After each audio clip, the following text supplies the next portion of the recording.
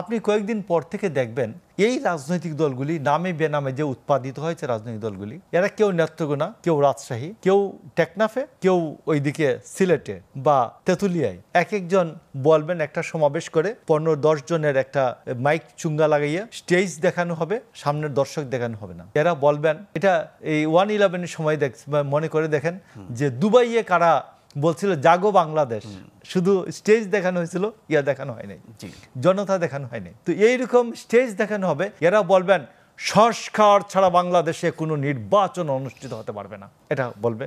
কেউ বলবে যে রাজনৈতিক দলগুলি হচ্ছে লুটেরা, এদের কোনো দরকার নাই, আপনি ইউনূস সাহেব দেশ চালান।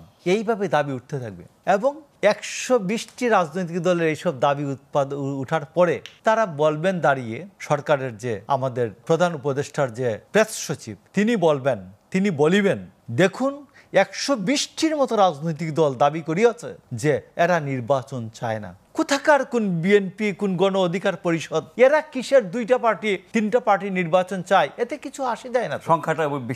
সংখ্যাটা বেশি। এই সংখ্যার জন্য এরশাদ যেমন বলতেন বিএনপি আওয়ামী লীগ এইগুলা নির্বাচন চায়, পার্লামেন্ট ভেঙে দিতে বলে, এতে কি আসে যায়? আমার পার্লামেন্টে বিরোধী দলে 77টি রাজনৈতিক দল আছে, কম্বাইন্ড অপোজিশন পার্টি 77 রাজনৈতিক দলের গৃহপালিত অপোজিশন পার্টি। আমার মনে হয় এই মতলব থেকে সরকার ডক্টর ইউনূসের যে যারা আছেন আর কি, যারা তাদের উনার অনুষঙ্গ অনুঘটক, উনার যে বিভিন্ন সঙ্গী সাথীরা আছেন ও সহচররা আছেন, এই সহচররা অনুচররা তারা বলছেন যে এইটা একটা বুদ্ধি হতে পারে এরশাদের পথে হাঁটা। তো আমরা বলি যে আমরা অনেক আশা করে, অনেক প্রত্যাশা করে আমাদের ডক্টর ইউনূসকে ক্ষমতায় বসার জন্য সম্মতি দিয়েছিলাম। তিনি একটা স্বৈরাচারী এরশাদের পথে হাঁটবেন, এটা আমাদেরকে আশা হতে পারে। দলগুলোর সাথে সরকারের সম্পর্ক আছে, এটা আমরা কিভাবে বুঝব? আমি আপনাকে বলি যে যেমন ধরুন গণ অধিকার পরিষদ আমার সাথে সে আছে বলে বলছি, তারটা যেমন সংহতি, এই জুনায়েদ সাকির গণসংহতি আন্দোলন, এরা একটা স্বৈরাচারের বিরুদ্ধে